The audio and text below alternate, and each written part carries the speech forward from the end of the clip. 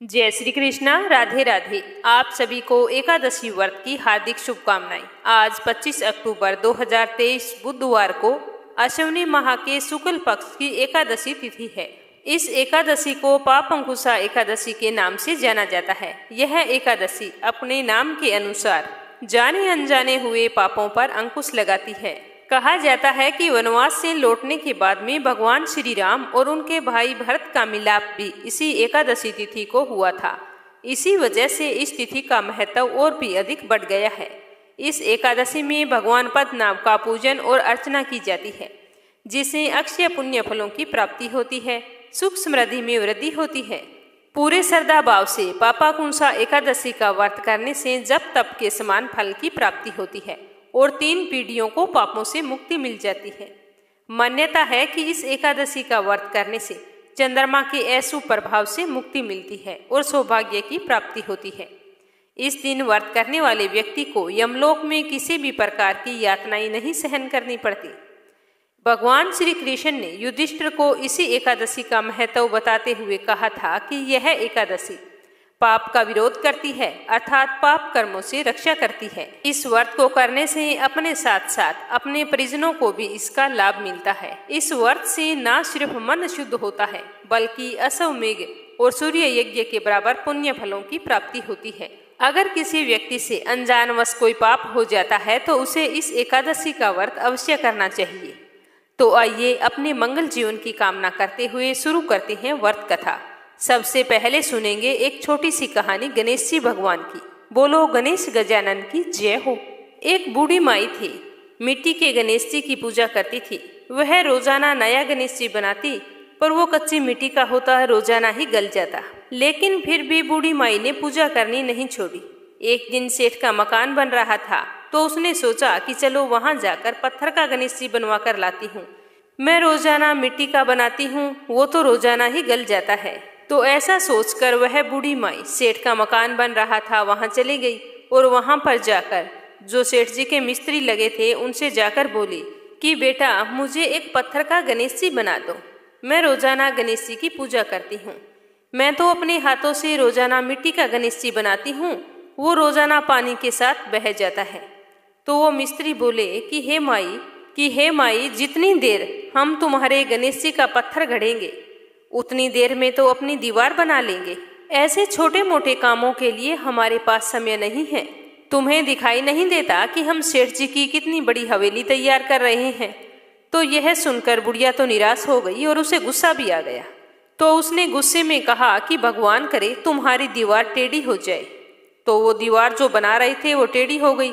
जब मिस्त्री ने देखा कि दीवार तो टेढ़ी है तो उन्होंने दीवार को ढा दी और दीवार बनाई, वो भी टेढ़ी हो गई। ऐसा करते करते सुबह से शाम हो गई। शाम को सेठ जी आए। उन्होंने कहा कि आज तुमने कुछ भी नहीं किया, एक दीवार बना रहे थे वो भी अभी तक नहीं बनाई है। तो वो कहने लगे कि क्या बताएं सेठ जी, आज एक बुढ़िया आई थी, वो कह रही थी कि मेरे पत्थर का गणेश जी गढ़ दो। तो हमने बनाया नहीं और वो जाते वक्त हमें कह गई कि तुम्हारी दीवार टेढ़ी हो जाए भगवान करे। तब से ये दीवार सीधी नहीं हो रही है। हमने ना जाने कितनी बार बना ली है, पर यह सीधी नहीं बन रही है। तो सेठ जी ने सारी बात सुनकर बुढ़िया को बुलवाया। तो सेठ जी ने कहा कि बूढ़ी माई तेरे को मैं सोने का गणेश जी बनवा दूंगा, लेकिन हमारी टेढ़ी दीवार को सीधा कर दो। तो यह सुनकर वह बूढ़ी माई बहुत ही खुश हुई और बोली कि भगवान तुम्हारा भला करे। जैसे ही बुढ़िया ने ये बोला तो वो दीवार तो सीधी हो गई। सारे लोग देखकर बहुत ही आश्चर्यचकित हो गए और सेठ जी को बहुत ही खुशी हुई और उन्होंने बूढ़ी माई को सोने का गणेश जी बनवा कर दिया। हे गणेश जी, जैसे आपने बुढ़िया की सुनी वैसे सबकी सुनना। बोलो गणेश जी महाराज की जय हो। अब सुनेंगे पापंकुशा एकादशी व्रत कथा। बोलो श्री हरि विष्णु की जय हो। बोलो लक्ष्मी माता की जय हो। और आप सभी कमेंट बॉक्स में जय हो विष्णु भगवान की अवश्य लिखना। एक बार युधिष्ठिर कहने लगे कि हे जगदीश्वर, मैंने अश्विनी कृष्ण एकादशी अर्थात इंदिरा एकादशी का सविस्तार वर्णन सुना है। अब आप कृपया करके मुझे अश्विनी यानी कि क्वार माह के शुक्ल पक्ष की एकादशी के विषय में बतलाइए। इस एकादशी का नाम क्या है, इसके व्रत करने का विधान क्या है, इसका व्रत करने से किस फल की प्राप्ति होती है, कृपया करके यह सारा विधान मुझे बताइए, मैं सुनने की अभिलाषा रखता हूँ। तो युधिष्ठिर की बात सुनकर श्री कृष्ण भगवान ने कहा कि हे कुंती नंदन, अश्विनी माह के शुक्ल पक्ष की एकादशी का नाम पापाकुंसा एकादशी है। इसका व्रत करने से सभी पाप नष्ट हो जाते हैं तथा व्रत करने वाला अक्षय पुण्य का भागी होता है। अश्विनी शुक्ल एकादशी के दिन इच्छित फल की प्राप्ति के लिए भगवान श्री हरि विष्णु का पूजन करना चाहिए। इस पूजन के द्वारा मनुष्य को स्वर्ग लोक की प्राप्ति होती है। हे युधिष्ठिर, जो मनुष्य कठिन तपस्याओं के द्वारा फल की प्राप्ति करते हैं, वह फल इस एकादशी के दिन क्षीर सागर में शेष नाग पर शयन करने वाले भगवान विष्णु को नमस्कार कर देने मात्र से ही मिल जाता है और मनुष्य को यम के दुख नहीं भोगने पड़ते। मनुष्य को पापों से बचने का दृढ़ संकल्प करना चाहिए। भगवान विष्णु का ध्यान स्मरण किसी भी रूप में सुखदायक और पापनाशक है, किंतु पापाकुंसा एकादशी के दिन प्रभु का स्मरण कीर्तन सभी क्लेशों व पापों का शमन करता है। आज मैं तुम्हें इसकी एक कथा सुनाता हूँ, ध्यान पूर्वक सुनना। प्राचीन समय में विंध्य पर्वत पर क्रोधन नाम का एक बहेलिया रहता था। वह बड़ा ही क्रूर था। उसका सारा जीवन हिंसा, लूटपाट, मद्यपान और गलत संगति और पाप कर्मों में बीता। जब उसका अंतिम समय आया, तब यमराज के दूत बहेलिये को लेने के लिए आए। यमदूत ने बहेलिये से कहा कि कल तुम्हारे जीवन का अंतिम दिन है, इसीलिए हम तुम्हें कल लेने के लिए आएंगे। यह बात सुनकर बहेलिया तो बहुत ही भयभीत हो गया और महर्षि अंगिरा के आश्रम में जा पहुंचा और महर्षि अंगिरा के चरणों में गिरकर प्रार्थना करने लगा, रोने गिड़गिड़ाने लगा, कहने लगा कि हे ऋषिवर, मैंने जीवन भर पाप कर्म किए हैं, कृपया करके मुझे कोई ऐसा उपाय बताइए जिससे मेरे सारे पाप नष्ट हो जाएं और मुझे मोक्ष की प्राप्ति हो।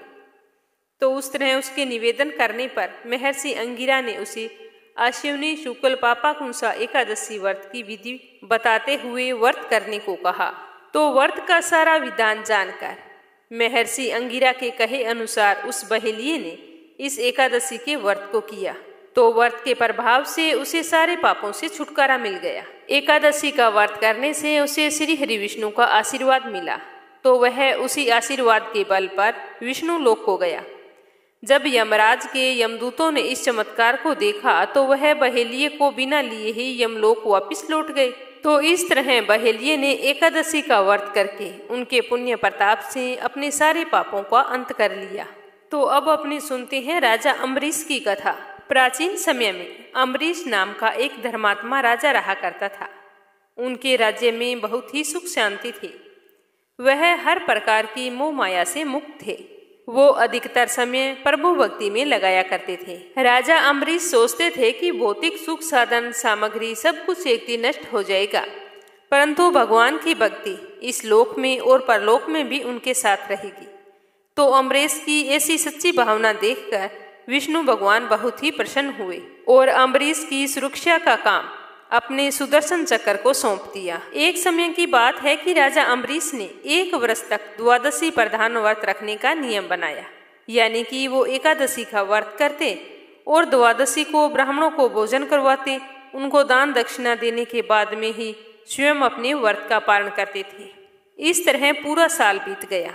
साल की अंतिम एकादशी थी। राजा अम्बरीश का व्रत था। द्वादशी पर उन्होंने पूरे विधि विधान से भगवान विष्णु की पूजा अर्चना की, महाअभिषेक की विधि सब प्रकार से की, सामग्री तथा संपत्ति से भगवान का अभिषेक किया तथा ब्राह्मणों को बुलाकर भोजन करवाया, खूब दान दक्षिणा दी। उसके बाद में ब्राह्मण देवों की आज्ञा से जब वो व्रत की समाप्ति पर पारण करने के लिए बैठे ही थे तो अचानक कहीं से महर्षि दुर्वासा ऋषि आ पधारे। अम्बरीश ने खड़े होकर उन्हें आदर से बैठाया और भोजन करने के लिए प्रार्थना की। तो ऋषि दुर्वासा ने कहा कि भूख तो बड़े जोरों की लगी है राजन, पर थोड़ी देर रुको, मैं नदी में स्नान करके आता हूँ, उसी के बाद में भोजन करूँगा। तो ऐसा कहकर ऋषि दुर्वासा स्नान करने के लिए चले गए। वहाँ जाकर स्नान ध्यान में इतना डूब गए कि उन्हें याद ही नहीं रहा कि अम्बरीश बिना उनको भोजन कराए अपने व्रत का पारण नहीं करेंगे। ऋषि दुर्वासा को गए हुए बहुत ही देर हो चुकी थी। द्वादशी तिथि समाप्त होने जा रही थी। द्वादशी के रहते पारण ना करने से राजा का व्रत खंडित हो जाता, लेकिन राजा दुर्वासा ऋषि को भोजन कराए बिना पारण नहीं करना चाहते थे। इस विकट स्थिति के चलते अम्बरीश परेशान हो गए। तो ब्राह्मणों ने उन्हें परेशान देखकर कहा कि राजन, द्वादशी समाप्त होने में थोड़ा ही समय बचा है। आपको अपने व्रत का पारण द्वादशी तिथि के अंदर ही करना चाहिए। दुर्वासा ऋषि अभी तक आए नहीं हैं, इसीलिए आप ऐसा करो, केवल जल पीकर अपने व्रत का पारण कर लो। जल पीने से आपके व्रत का पारण भी हो जाएगा और भोजन करने का आपको दोष नहीं लगेगा। अगर द्वादशी तिथि समाप्त हो गई तो आपका व्रत खंडित हो जाएगा, आपके पूरे 1 साल के व्रत बेकार ही जाएंगे। तो शास्त्रों के विधान के अनुसार ब्राह्मणों की आज्ञा से राजा अम्बरीश ने अपने व्रत का पारण पानी पीकर कर लिया था। अभी वो जल पी ही रहे थे कि अचानक से दुर्वासा ऋषि वहां पर आ गए। और दुर्वासा ऋषि ने देखा कि मुझे भोजन करवाए बिना ही अम्बरीश ने जल पीकर व्रत का पारण कर लिया है। तो उन्हें बहुत ही गुस्सा आ गया और उन्होंने क्रोध में श्राप देने के लिए हाथ उठाया ही था कि अम्बरीश ने विनयपूर्वक कहा कि हे ऋषिवर, द्वादशी समाप्त होने जा रही थी, आप आए नहीं थे, वर्ष भर का व्रत खंडित हो जाता, इसीलिए मैंने ब्राह्मणों के कहने पर सिर्फ जल ग्रहण किया है। जल के अलावा मैंने अभी तक कुछ भी ग्रहण नहीं किया। लेकिन दुर्वासा ऋषि का क्रोध शांत नहीं हुआ और उन्होंने अपनी जटा से एक बाल उखाड़कर जमीन पर पटक कर कहा कि लो, मुझे भोजन कराए बिना पारण कर लेने का फल भुगतो। इस बाल से पैदा होने वाली कृत्या अम्बरीश को खा जा।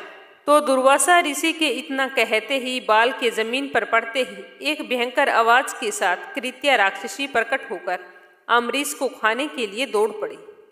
भक्त पर निरपराध कष्ट आया देखकर उनकी रक्षा के लिए नियुक्त सुदर्शन चक्र सक्रिय हो उठा। चमक कर चक्राकार घूमते हुए कृत्या राक्षसी को मारा और फिर दुर्वासा की ओर बढ़ गया। भगवान के सुदर्शन चक्र को अपनी ओर आते हुए देखकर दुर्वासा ऋषि घबराकर भाग उठे, लेकिन चक्कर तो उनके पीछे लग गया। वो चक्कर से बचने के लिए भागने लगे, जगह जगह छिपने का प्रयास करते रहे, लेकिन जहां भी वो छुपते चक्कर उनके पीछे चला जाता। तो इस तरह दुर्वासा ऋषि भागते हुए ब्रह्मलोक में ब्रह्मा जी के पास जा पहुंचे और उनके पास जाकर रक्षा करने के लिए गुहार लगाई। तो इस पर पितामह बोले कि दुर्वासा, मैं तो सृष्टि को बनाने वाला हूँ, किसी की मृत्यु से मेरा कोई संबंध नहीं है। आप भगवान शिव के पास जाएं, वे महाकाल हैं, शायद आपकी रक्षा करें। तो पितामह की बात सुनकर दुर्वासा शिवजी के पास आए और वहां आकर अपनी सारी विपदा सुनाई। दुर्वासा की दशा सुनकर शिवजी मुस्कुरा दिए और बोले कि दुर्वासा, तुम सबको शाप देते हो, ऋषि होकर क्रोध करते हो। मैं इस चक्कर से तुम्हारी रक्षा नहीं कर सकता, क्योंकि यह विष्णु चक्कर है। इसीलिए तुम विष्णु भगवान के पास जाओ, वही चाहे तो अपने चक्कर को वापस कर सकते हैं। मैं तुम्हारी कोई मदद नहीं कर सकता।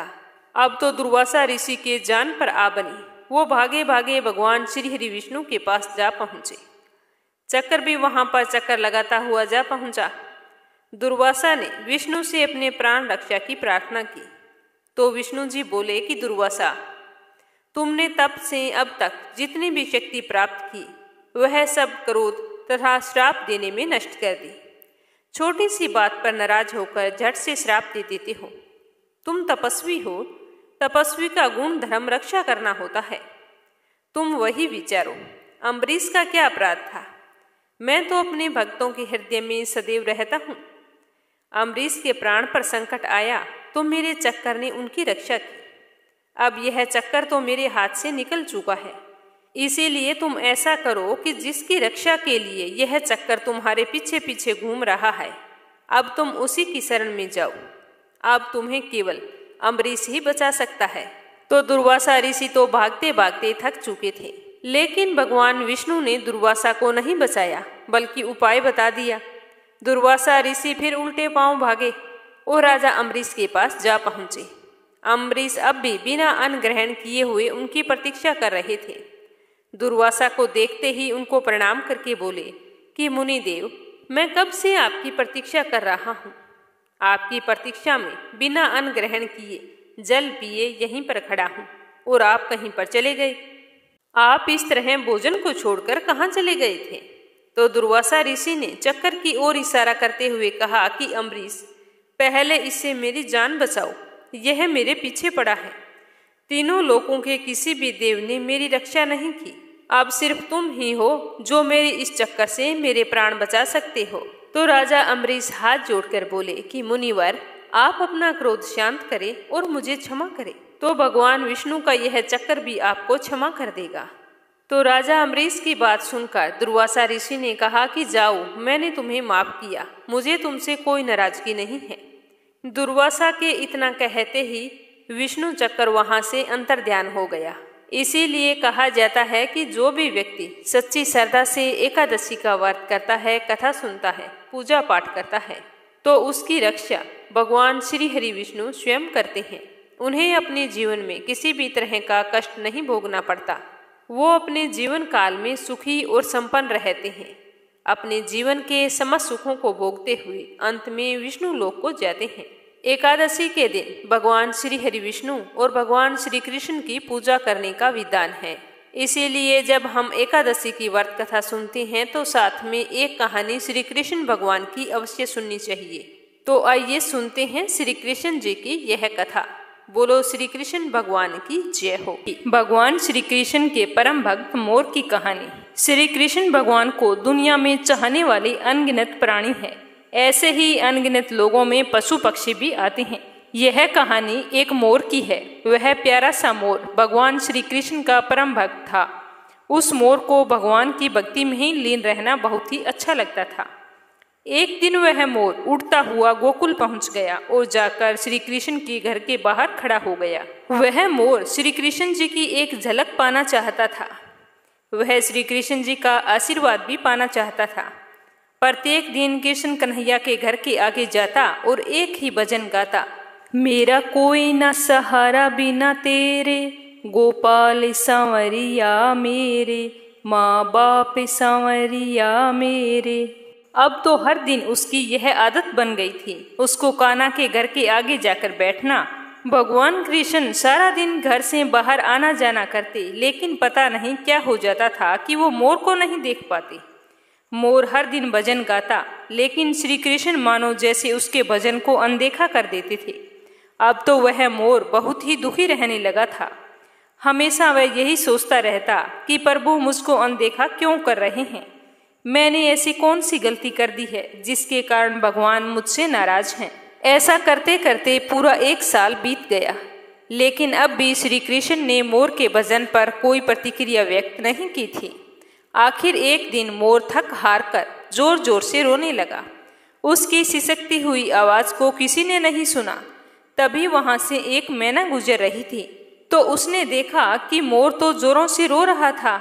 तो वह मोर के पास गई और पूछा कि क्या हुआ भाई, तुम रो क्यों रहे हो? तो मोर ने कहा कि मैं क्या बताऊं बहन, मैं तो बहुत ही दुखी हो गया हूँ। आज मुझे पूरा 1 साल हो गया है यहाँ आते हुए, लेकिन कृष्ण कन्हैया ने एक बार भी पलटकर मेरी तरफ नहीं देखा। पता नहीं मैंने ऐसी कौन सी गलती कर दी। तो मैना बोली, भाई तुमने कोई गलती नहीं की। मुझे पता है कि तुम दुखी हो। मुझे लगता है कि तुम्हारे दुख को राधा रानी ही दूर कर सकती है। तो चलो मैं तुम्हें राधा रानी के घर बरसाना ले चलती हूँ। फिर वह मोर और मैना बरसाना की ओर निकल पड़े। बरसाना पहुंचकर मोर और मैना राधा रानी के घर पहुँचे। मोर ने बरसाना में आकर भी कृष्ण जी के लिए भजन गाया, जबकि मैना ने राधा जी के लिए श्री राधे राधे राधे राधे बरसाने वाली राधे राधे यह भजन गाया। जैसे ही राधा जी ने कृष्ण जी का भजन सुना तो वह भागी हुई बाहर चली आई और राधा जी ने मोर को अपने हाथों में उठा लिया। राधा जी मोर को सहलाते हुए प्यार करने लगी। फिर राधा रानी ने पूछा कि मोर, तुमने बहुत प्यारा भजन गाया है, तुम कहाँ रहते हो? मेरे घर के आगे आकर गाने का क्या मतलब है, मुझे बताओ। तो मोर बोला कि राधा रानी, मैं कृष्ण जी का भक्त हूँ। 1 साल से मैं कान्हा के भजन गा रहा हूँ, लेकिन उन्होंने मुझे एक बार भी नहीं देखा। यहाँ तक कि जब भी मुझे प्यास लगी तब उन्होंने मुझे पानी भी नहीं पिलाया। ऐसा कहते हुए मोर फिर से जोरों से रोने लगा। तो राधा रानी ने कहा कि प्यारे मोर, तुम रो मत, अगर तुम्हें श्री कृष्ण का आशीर्वाद चाहिए तो तुम ऐसा करो कि तुम श्री कृष्ण के भजन की जगह राधा रानी का भजन गाकर देखो। हो सकता है कि सुनकर श्री कृष्ण जी खुद ही चलकर तुम्हारे पास आ जाएं। मोर और मैना ने राधा रानी की बात को एकदम सही माना और फिर से दोबारा गोकुल की ओर उड़ चले। तो गोकुल पहुंचते ही मोर ने फिर से श्री कृष्ण जी के घर की ओर रुख किया, लेकिन इस बार कृष्ण जी का भजन गाने की जगह मोर ने राधा रानी का भजन गाया। श्री राधे राधे बरसाने वाली राधे राधे। जैसे ही राधा रानी के नाम का भजन श्री कृष्ण के कानों में पड़ा तो श्री कृष्ण भगवान बाहर की ओर दौड़े चले आए और बाहर आते ही उन्होंने मोर को अपने हाथ में उठाया और प्यार से पूछा, प्यारे मोर, तुम कहाँ से आए हो? क्या तुम बरसाना गांव से आए हो जो राधा रानी का इतना प्यारा भजन गा रहे हो? तो मोर ने कहा कि हे भगवान, मैं तो गोकुल गांव से ही हूँ। पिछले 1 साल से आपके यहाँ आ रहा हूँ और मैं पिछले 1 साल से आपके यहाँ आपके नाम का भजन भी गा रहा हूँ, लेकिन आपने मेरी तरफ एक बार देखा तक नहीं। ये तो छोड़ो, आपने मुझे कभी पानी भी नहीं पिलाया। तो श्री कृष्ण भगवान ने कहा कि प्रिय मोर, तुम्हारी बात एकदम सही है। मैंने तुम्हें पानी तक का भी नहीं पूछा और इसके लिए मैं पाप का भागीदार हूँ, लेकिन तुम पुण्य आत्मा हो। तुमने सबसे बड़ा पुण्य का काम यह किया है कि तुमने राधा रानी का नाम लिया है। इसी पुण्य काम के लिए आज से हमेशा के लिए तुम मेरे दिल में बस गए हो। आज से तुम्हारा स्थान मेरे सिर पर होगा। यह कहकर कृष्ण कन्हैया ने मोर का गिरा हुआ एक पंख उठाया और उसे अपने मुकुट पर सजा लिया। बस उसी दिन से लेकर आज तक कृष्ण कन्हैया के माथे पर सदैव मोर पंख विराजमान रहता है और सभी मोर पंख को बहुत ही पवित्र मानते हैं। तुलसी माता की कहानी। एक ब्राह्मण था, वह सुबह सवेरे स्नान करके मंदिर जाता था।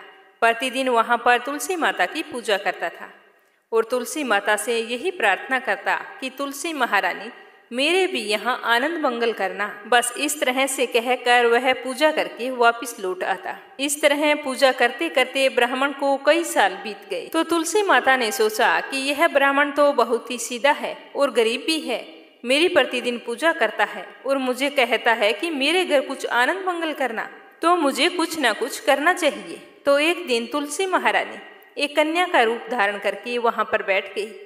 जैसे ही सुबह सुबह ब्राह्मण देवता पूजा पाठ करने के लिए आए और तुलसी माता की पूजा करके अपने घर को जाने लगे, तो वह बोली कि बाबा, मैं भी तुम्हारे साथ चलना चाहती हूँ। तो ब्राह्मण ने सोचा कि 6 लड़कियां तो मेरे पहले से हैं और 7 लड़कियों का मैं पालन पोषण कैसे करूँगा, लड़कियों की शादी कैसे कराऊंगा, मेरे पास तो कुछ भी नहीं है। यह सोचकर उसने उस लड़की से कुछ नहीं कहा और चुपचाप अपने घर लौट आया। दूसरे दिन जब ब्राह्मण फिर से मंदिर गया तो वह कन्या वहीं पर बैठी हुई मिली और ब्राह्मण पूजा करके आने लगा। तो वह बोली कि बाबा, मैं भी आपके साथ चलूं। तो वह ब्राह्मण कुछ भी नहीं बोला और सीधा अपने घर आ गया। लेकिन मन ही मन सोच सोच कर वह दुखी रहने लगा। चिंता के कारण उसका खाना पीना बिल्कुल ही कम हो गया। तो एक दिन उसकी पत्नी ने कहा कि स्वामी, क्या बात है, आजकल बहुत दुखी दुखी दिखाई देते हो, क्या सोचते रहते हो? तो वह ब्राह्मण अपनी पत्नी से बोला कि मैं मंदिर जाता हूँ तो वहाँ पर एक छोटी सी सुंदर सी कन्या बैठी है और वो कहती है कि बाबा, मैं भी आपके साथ चलूँ। तो मैं उसे क्या जवाब दूँ? मेरे पास तो कुछ भी नहीं है। तुम्हें तो पता है कि हम कितने गरीब हैं। 6 बेटियों का पालन पोषण तो हमसे होता नहीं है, तो 7वीं का कहाँ से करेंगे? मैं तो यही सोच सोच कर बहुत ही दुखी रहता हूँ कि उसे क्या जवाब दूं। अब तो मेरा मंदिर जाने से भी जी घबराता है। तो ब्राह्मण की बात सुनकर उसकी पत्नी बोली कि अरे, इसमें परेशान होने की क्या बात है, आ रही है तो आने दो। कल जब तुम मंदिर जाओ तो उस लड़की को अपने साथ ले आना, वो भी तो हमारी बेटी है। तो ब्राह्मण बोला कि भाग्यवान, हमें 6 बेटियों की शादी करनी है, तो 7वीं की शादी कहाँ से करवाएंगे? हम इतने गरीब हैं, हमारे पास खाने के लिए अनाज नहीं है, तो शादी कैसे करवाएंगे? तो ब्राह्मणी ने कहा कि ये कोई बात नहीं हुई, जब हम अपनी 6 बेटियों की शादी करवाएंगे तो वहीं 7वीं की भी करवा देंगे। अगर उसने हमारे घर जन्म लिया होता तो क्या हम उसे घर से निकाल देते? तुम मेरी बात मानो और कल उसे अपने साथ ले आना, मैं इंतजार कर रही हूँ। तो दूसरे दिन सुबह सवेरे स्नान करके जब ब्राह्मण मंदिर को गया और पूजा पाठ करके लौटने लगा तो उस कन्या ने कहा कि बाबा, मैं आपके साथ चलूं? तो ब्राह्मण बोला कि हाँ बेटा, चल।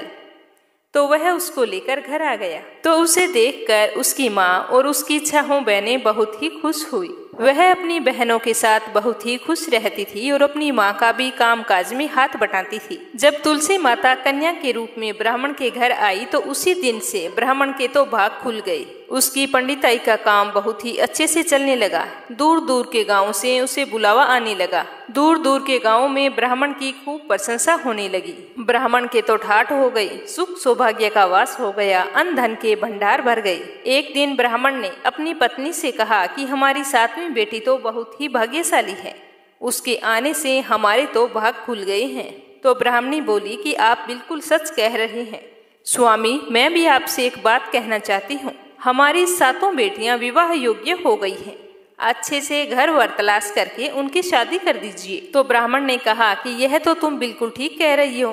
तो दूसरे दिन जब ब्राह्मण पूजा अर्चना करने के बाद में तैयार होकर कहीं जा रहे थे तो 7वीं बेटी ने कहा कि बाबा आज तैयार होकर आप कहाँ जा रहे हैं। तो ब्राह्मण ने सारी बात बताई।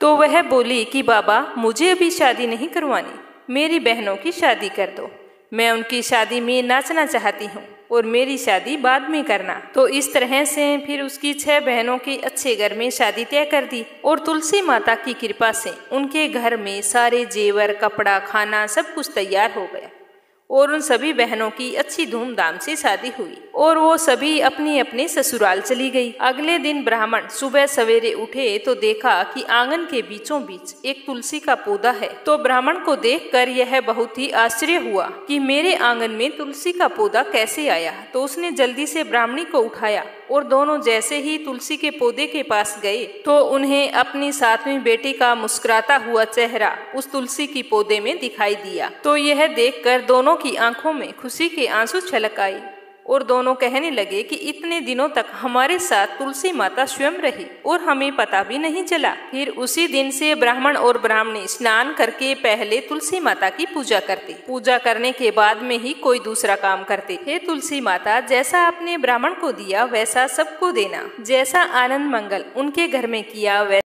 तो ये थी पापाकुंसा एकादशी की संपूर्ण व्रत कथा। उम्मीद करती हूँ कि आपको जरूर पसंद आई होगी। तो कथा समाप्त होते ही कमेंट बॉक्स में जय हो विष्णु भगवान की, जय हो कृष्ण कन्हैया की अवश्य लिखना। साथ ही अगर आपने इस चैनल को सब्सक्राइब नहीं किया है तो जरूर करना। आपका बहुत बहुत धन्यवाद। भगवान श्री हरि विष्णु आपकी सारी मनोकामनाएं पूर्ण करें। जय श्री कृष्णा। राधे राधे।